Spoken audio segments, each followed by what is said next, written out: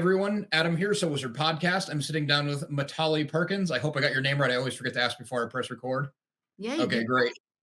And Love we're it. going to talk about your book, Rickshaw Girl, and of course, the movie adaptation. But before we get there, I always like to ask creative people to go all the way back to the start of their creative journey. Was it always writing for you? Was it always novels, shorter stories, or what was kind of like your passion that brought you into it? Yeah, definitely words. I've always loved words. I was a big reader growing up and always wrote poems and stories for fun. So I have little diaries that I have going back to when I was 8 or 9 years old, full of these efforts of to use words. And I think I realized how much stories affected me, how much they empowered me. And so it was pretty natural to write them myself. Although I did not think it was going to be a full-time career.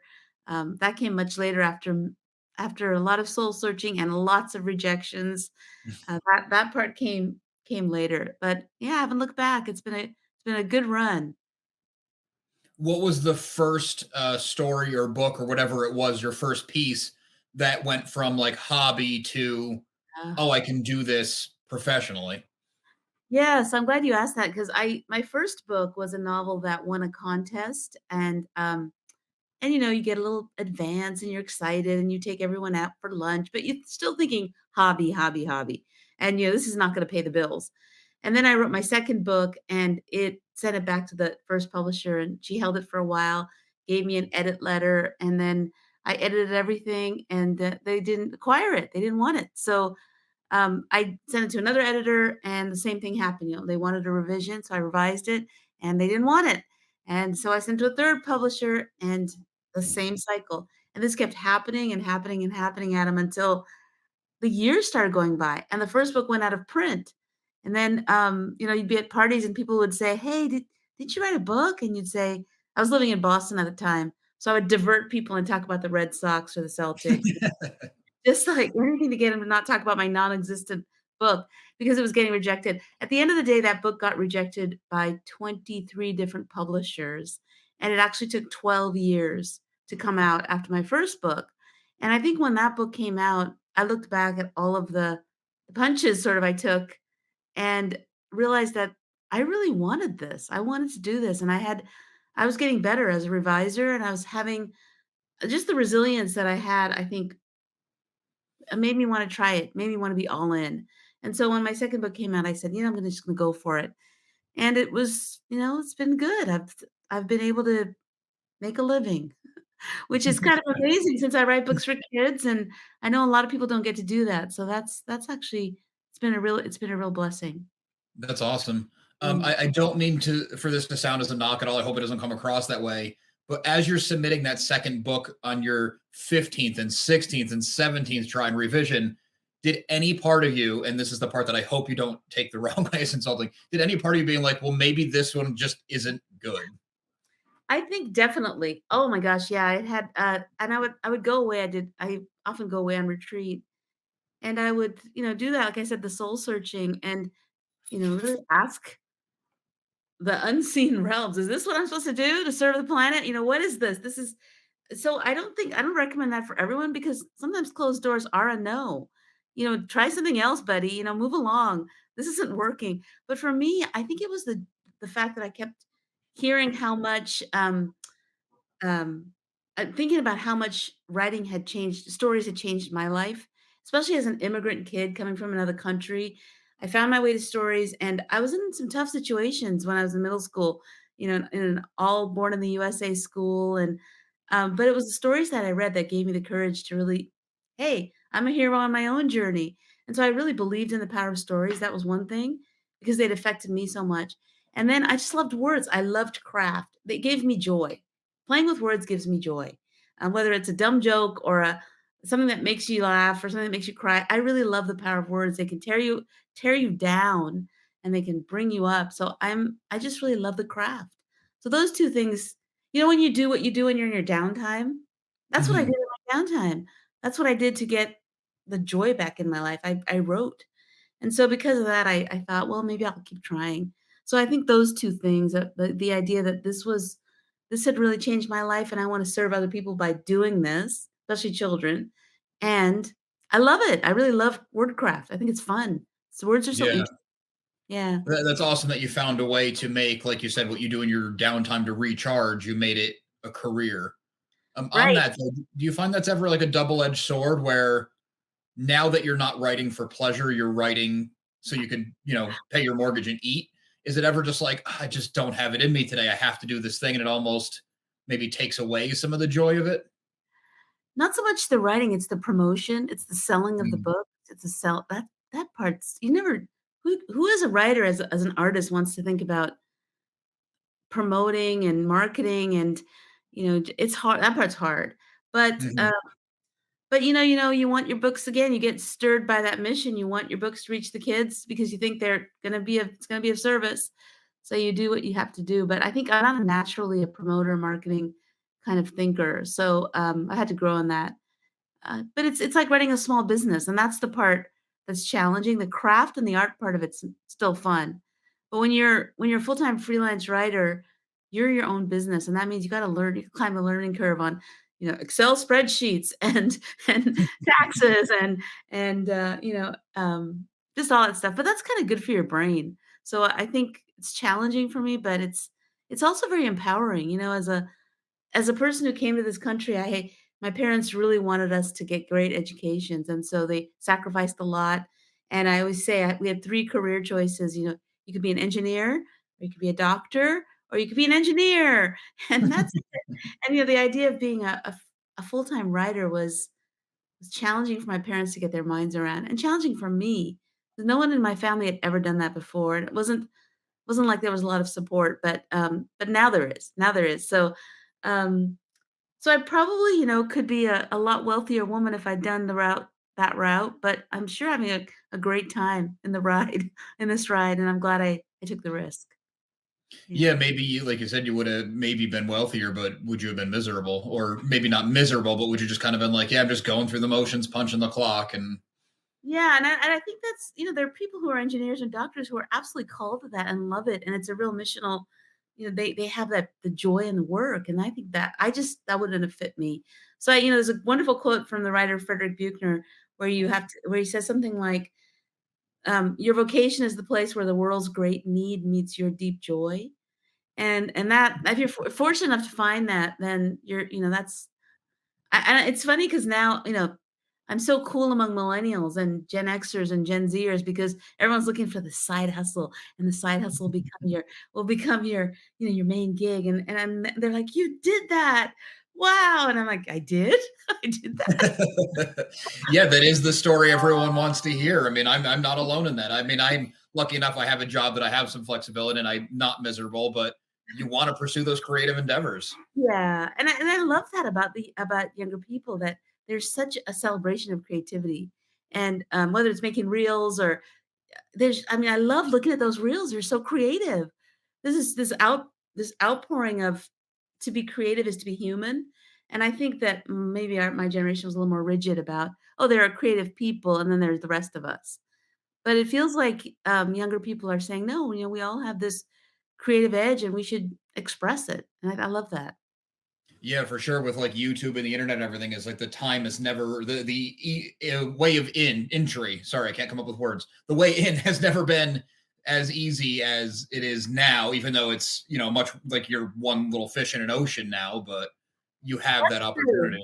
That's true, and I think about, like, when I write for teens, I go in and talk to teens, and I think their whole generation is writing, they're captioning their TikToks, they're sending texts. We didn't only a few of us really were deep into words, but they're all aware of how powerful their words can be, even when they're doing their dating profiles and things, they sometimes I get asked by my younger friends to review their dating profiles, if do a little thing. Not my own sons, my sons do not want my eyes on their dating profiles, but, I'm uh sure that's not the input they want from mom. they don't want but other young friends are like, "Hey, wordsmith, words are important. I wanna present my best self." So, yeah, it's a wide like you said, it's really wide, but that makes you have to rise up from a big playing field, yeah. Yeah, I also find now it seems like it's more of a trend of, maybe you find a community of other freelance writers and you lift each other up rather than even 10, 15 years ago, it was like, well, if that person succeeds, I might not. So then you're kind of like, It seems like a more friendly competition than a cutthroat competition now. I think that's right, I love that too. It used to be more competitive and more, there's only room for a few voices, but I think now, yeah, there's a lot of collaboration and celebration of people who are using words well in lots of different venues. Not that everybody can make a full-time gig out of it, but that's even better 'cause, if some of us are doing it part-time, some of us are doing it full-time, there's more creative use of the gift of language, and that's always gonna help all of us. And I think collaboration is something that I didn't start out my career doing a lot of collaboration. I did novels, and then which means I go into my Virginia Woolf room of her own, and I just close the door, like, I'm not fit for society for until it's done. And I eat a lot of potato chips. That doesn't happen anymore, but because there's so much more collaboration, as you said, I started writing picture books about 5 years ago. And that, of course, is this great collaboration with the illustrator and, just seeing them use their gifts. And now this book, Rickshaw Girl, being adapted to a film. At first, it was adapted to a stage play, and then, I went to the stage play, and I just it was marvelous to see these bodies taking my story and making the character and being bringing the characters into real life, and now the movie has just been incredible. So the collaboration there around one idea, it's not my story anymore, it belongs to many people, which is much more fun. Yeah. Yeah, you gotta get to see how it grew. Yeah, exactly, right. Yeah, I was almost surprised when I saw that it was a book more for kids. Not that the content doesn't fit, but just that the movie's 100 minutes. It's a full theatrical length movie. And it's like, oh wow, and this was based on a book that's much shorter than you'd expect for or an hour and 40-minute movie. Right, and I think that that's the power of a well-told tale, and no matter how who the audience is for, it has those elements. Hopefully, that book was rejected many, many times, Adam. It did not find a publisher until, and I can tell you about the serendipity of how it found a publisher, Yeah, for um, sure. if you're interested. But that book was, well, I'll tell you, it was my second book finally came out. I went to a signing. My publisher set up a signing at a library convention, and so I was sitting in between 2 extremely popular authors. They were dudes, they were handsome, and this was a library convention, so it was all mostly women, and so I was sitting there in between these 2 guys, and their lines were, like, snaking out of the back of the room, full of people who wanted, "Oh, will you sign my book, Flutter Flutter?" And I had 0 people in my line and not a soul. So there I am in the middle, publicly seeing my career humiliation played out, and I remember thinking, I should leave. This is mortifying." But then I was working on this manuscript about a girl who wanted to help her family, set in a small village in Bangladesh, and she was an artist, and how is she gonna help her family with art? How is that gonna help? And that was the book I was working on, Rickshaw Girl. So I pulled it out of my bag and I just started, red penning it and thought, I'm just gonna focus on the work. And I started getting into it, getting in that flow. And then all of a sudden I looked up, there was a woman in my at my line, and she said, "Hey, I've noticed you're over here. I read your book, Monsoon Summer, and I wondered, what are you working on?" And so I told her about Rickshaw Girl, and she said, "Well, I s why don't you send it to me? I'm an editor over at Charlesbridge, and I'll see, what that sounds great." And so I did, and then it got published after, like, I think 13 rejections. So I just think of that moment where I sort of leaned into the work in one of the most mortifying. There've been many, many mortifying moments after that, and I'm sure there will be in the future. So if I can just remember that I love the work, I really do. I love playing with characters. I love playing with place and plot and people. Place and plot and people, I love weaving those together, that's just fun. So if I can do that, then who knows what doors will open. But eventually that book didn't sell well at all. It got translated into a lot of Asian languages, and so Japanese, Chinese, Korean, some Indian languages, and that's where it found traction because it's a story about duty and honor, and those are the themes. And so when I tell you the themes of that book, which is a short book for children, it's about someone who wants to be an artist. It's about economic power for women. It's about duty and honor. I mean, those are universal themes, right? And if I have a good 3 act, a good story in there with a good narrative arc, with people that you can care about, a plot that really is interesting, and a very dynamic sense of place, that can translate into the film, and so eventually it did find a home on stage, and it had Adam, it had been so long since I'd written the book when the play came out. My mom and I went to see it, and there's a scene where the girl's trying to drive her dad's rickshaw, and she crashes it. And so this happened on stage, and I said, um my mom and I were in the theater, and I said, and we both gasped, "Oh, no, what's gonna happen now?" And then my mom looked at me and said, "You wrote the story! You wrote this!" And I'm like, "Oh, yeah, I forgot." So when I saw the movie, I it was so long after I wrote the book that I just delighted and enjoyed. They made it a very deep and rich young adult novel where she leaves her village for the city. She's older, she's 14, 15 instead of, 11 as but they kept the themes. An artist who wants to gain economic power in a society that's skewed against women. Um, a girl who wants to do her duty and honor her family. Those themes are in there. And that I guess that so that part of it came out of my book for sure. That's nice that even though they kind of took their liberties with it, which as a creator, I mean, I don't want to like have you put you on the spot being like yes or no. Like I don't want you to have to speak for or against, but it's cool that they kept your themes and they did keep the heart of what you did. Yeah, and, that is cool, and I think usually I'm so curmudgeonly about adaptations. I don't know if you ever gone to a movie based on a book that you read first, and you Mhm. think, "Well, that's not how the characters look." I remember when I saw The Lord of the Rings, because 'cause I'd read those as a teen, and I reread them every year. It's one of my faves, and then I remember when they cast Viggo Mortensen 'cause I had a huge literary crush on, Aragorn. He's one of my maybe 10 top literary crushes, and so when they cast Viggo Mortensen, I was like in the movies, I was like, "No, no, it doesn't work for me. No." So, you get all curmudgeonly about adaptations, but for my book, what happened is, the producer, who had optioned the book took it back to Bangladesh, where my parents originated, and gave it into the hands of this amazing director, Amitav Reza Chaudhuri, found this beautiful actor, Navera Rahman, to play the lead. So it was made so skillfully by all Bangladeshi Muslim people. I'm not Bangladeshi and I'm not Muslim. Maybe my roots are there. So what it did is it added this depth of authenticity, and I was just so totally willing to let go of all of that because I feel like they deepened it, made it so rich culturally. Whereas if Hollywood had done it, I might have been more like, "No, I don't wanna give up my creative control." But because it Mhm. was set there and it was done by, so beautifully by people who really, understood the heart of my story, I was very free in letting it go. There were a couple of moments where I thought, "Wait, wait," but that didn't happen, but then I realized what they were doing, and I was able to really celebrate those moments as well. That's excellent. That's really good to hear from the creator because that is something I'm always concerned about watching, even an adaptation I like. Like if J.R.R. Tolkien could have seen Peter Jackson's Lord of the Rings trilogy, would he have been like, "You destroyed my work," or would he have been like, "Yeah, you changed some things, but I see what you did here"? I know, It's always curious. it's It's always it's curious. I think that when I read novels, have you read the novels? The Lord of the Rings novels? the first two. I'm on the third. They're Oh, long, so I like read them for a bit and then I put them down. I'm like, okay, like there's a lot of Hobbit singing. There's a lot of things I just need see, to. that's the part I love in the novels. I love the poetry. I love the sing I love the long journeys and the descriptions of the sense of place. I really love a rich sense of place. I love food descriptions.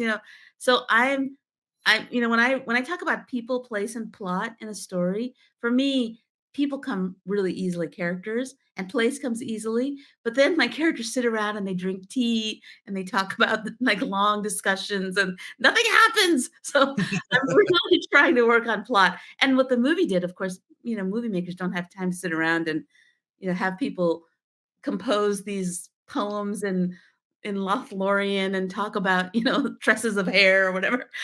They don't have time. So, I'm learning a lot from screenwriters when it comes to plot. I've been, listening to the Save the Cat podcast and Oh yeah, yeah. I just got on that too.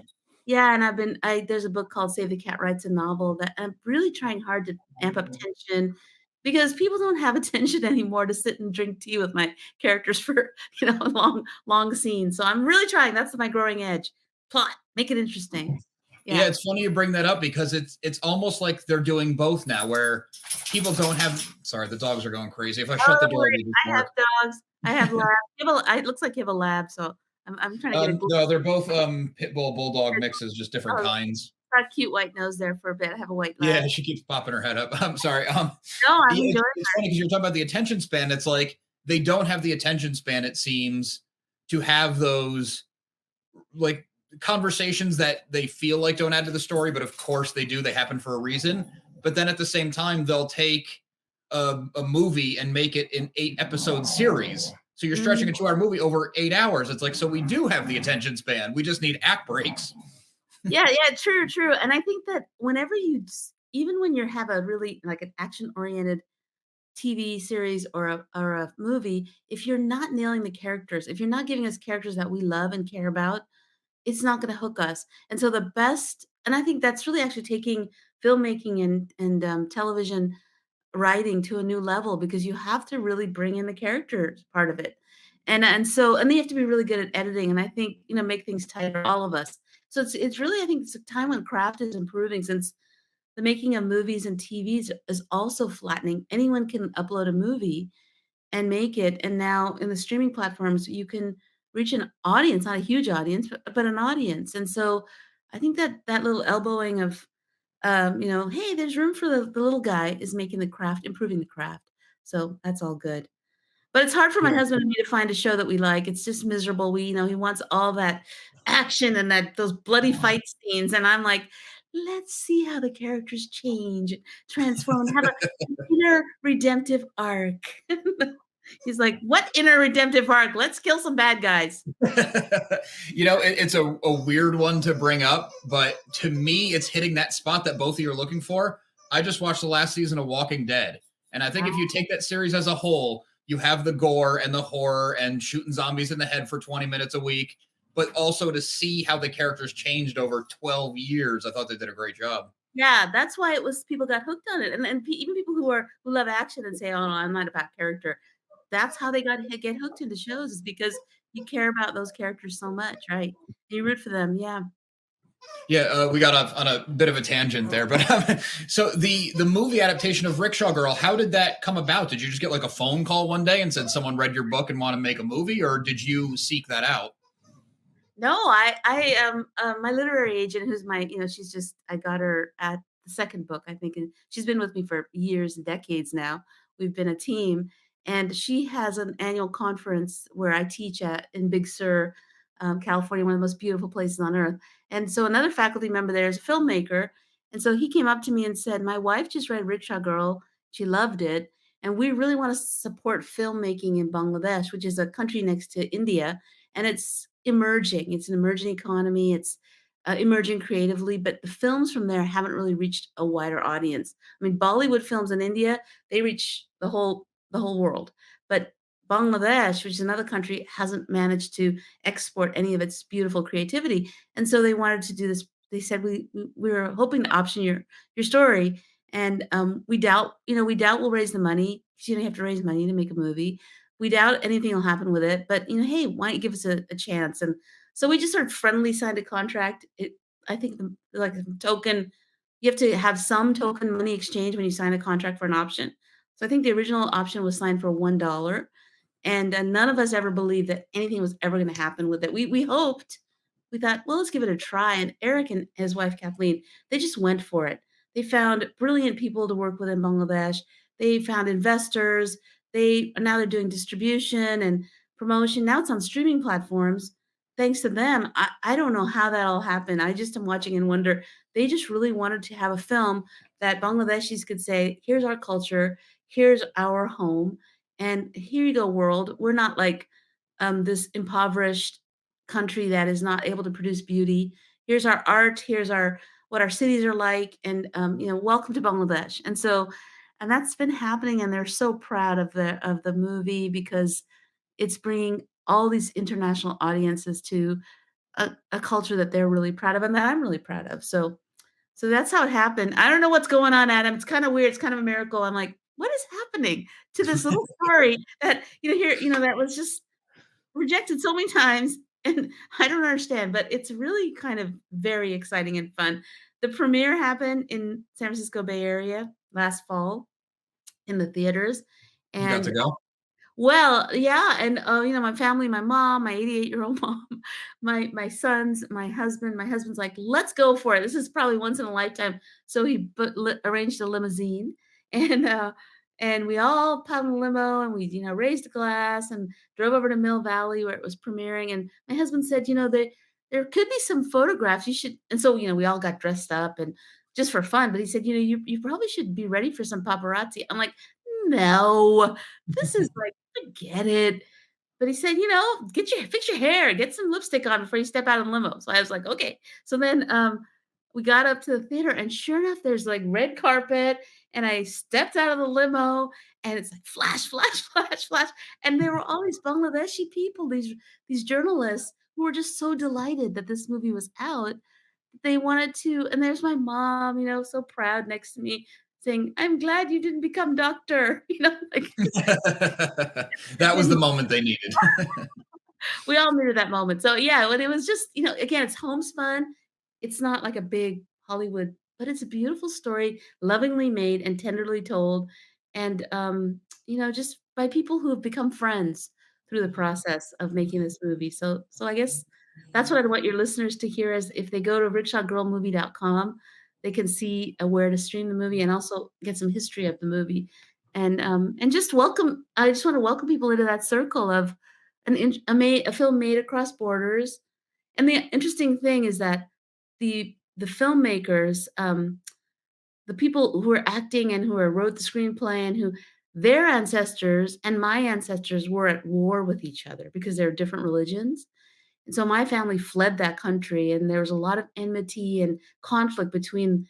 And then now, as descendants of these ancestors who probably hated each other, now we're just really enjoying this creative collaboration and having a lot of fun and becoming friends. And so it's really a delightful long story of how, just one story can do so much in that long run of it. It's pretty amazing. That is awesome. And you said a couple times that it's not a big Hollywood movie, but nothing about it feels small either. No, they went. Everything's on site. It shows the country, and the main character travels through all like different things that the country has to offer. Like it didn't feel small in any way, which is Thank great. you. Thank you for saying that. Yeah, the cinematography is gorgeous. The colors are gorgeous. The way that they filmed the filming of it was just beautifully done.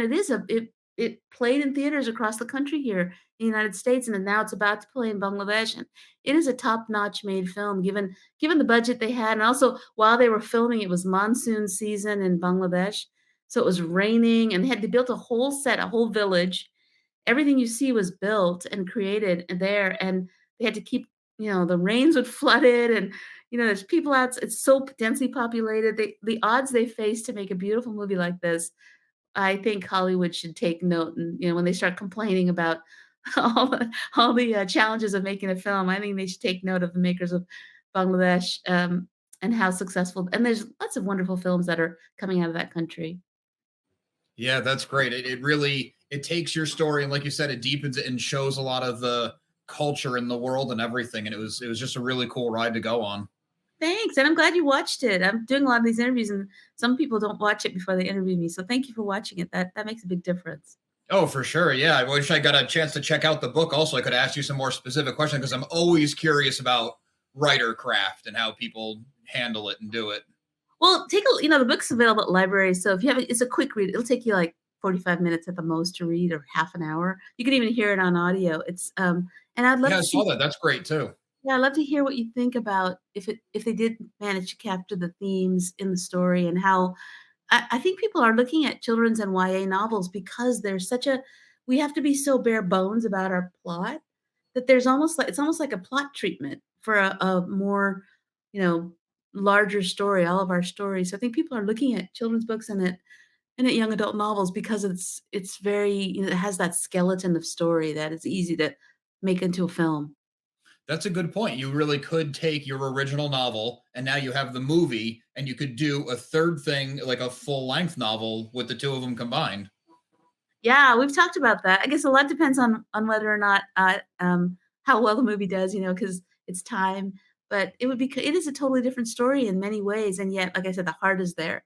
So, Yeah. we'll see how the movie does. Let's hope it reaches audiences and gets some traction. As you know, in this field, you just sit back and You know, you sit back in a little rickshaw. I'm holding up a rickshaw for your listeners, a little toy one. You sit back in it and you like say, pedal away, everybody. Let's go. Let's go. That's great. Well, I'm sure you're still working on other stories and things too, but it's really cool that you've had all the success with this one. So I hope you keep at it and keep writing, and I hope things keep going your way because your story in the beginning with submitting, was it 43 times or something? That's great that you had the perseverance because it is a career path of rejection. You have to get through it. Right. Rejection, revision, not having, not being able to say, oh my, being so precious about our work, but inviting people in to critique it and to take, still have your voice and retain control, but being willing to say, cut, cut, cut, cut, cut, throw away, try again. Yeah. And it's really fun. And I'm glad that you've had I see all your beautiful art behind you there and all the things that you're doing creatively. It's fun to talk to creative people because it reinvigorates you. So I really appreciate this talk. Yeah, I love doing these interviews. I mean, one for the So Wizard audience and viewers, but it's also very self-serving because I like to write stuff. I'm trying to be a writer, so talking to other writers is I kind of get to pick your brain for content, but also just for an education. Right, right. No, good. Well, that's great. And I hope that the ones people listening also who are, willing to take a risk to go to the next level. I think risk is important. So risk, rejection, revision, those are the three things you need to really sustain your creative contribution to and until I'm going to keep writing till my last cogent breath. I'm going to be in the senior citizens home rocking on the porch saying, what's my next story, what's my next story, hopefully. Yeah. Yeah, I hope so. That's great. Well, Mitali, thank you very much for taking time out of your day to come and talk to us about Rickshaw Girl, your writing process, everything. It's really cool. Thanks, Adam. And if your listeners are interested, I'm the only Mitali Perkins in the whole world. That name is not combined anywhere else. So just Google me and you can find me on Facebook, Instagram, Twitter, and just let me know what you thought of the movie. I'd love to hear from your listeners. I'd like to thank Mitali one more time for taking time out of her busy schedule to come on and talk to us about Rickshaw Girl, the book and the movie adaptation. It is so cool to talk to an author directly who has made something and saw it adapted, especially because the book is a shorter children's book and the movie adaptation, as she said in the interview, they add a lot to it and really round it out, but they kept the spirit and really did right by her, which is always great to hear because it always is worrying in these adaptations that they're taking someone's creation and ruining it or changing it. Really great movie. Make sure you check it out. It's available on whatever streamer. It's actually really cool. Before I even got the email about talking to Mitali on my Amazon Prime, Rickshaw Girl came up as a recommended. And then it was like within that week, I got the email. So that was awesome that it. Make sure you like, subscribe, do the bell, do all the things because we got a lot more interviews, a lot more new movie coverage, screeners, comic reviews, all the stuff you love coming your way. You're not going to want to miss out. Speaking of not want to miss out, make sure you listen to So Wizard Podcast every single week, wherever you get your podcasts. SoWizardPodcast.com is your resource for reviews, recommendations, videos, merchandise, and more. We love hearing feedback, so drop us in the comments, leave us something on social media. All the accounts can be found after the show and in the show notes. So Wizard Podcast can also be found on Patreon, where for as little as $1 a month, you get multiple monthly bonus shows, audio and video. And on a more personal note, a good friend and I have an ongoing comedy comic series. It's called Social Studies. It's a coming of age story about a group of friends navigating all the ridiculousness of high school. We write it like a sitcom, and it's drawn in the style of the 90s cartoons that we grew up on, love, and inspired us. We got a bunch of issues now. We got more coming out. I think there's one coming out each month for the next 4 months. So get on board, socialstudiescomic.com, also on Global Comics, and also on Comixology. Thanks.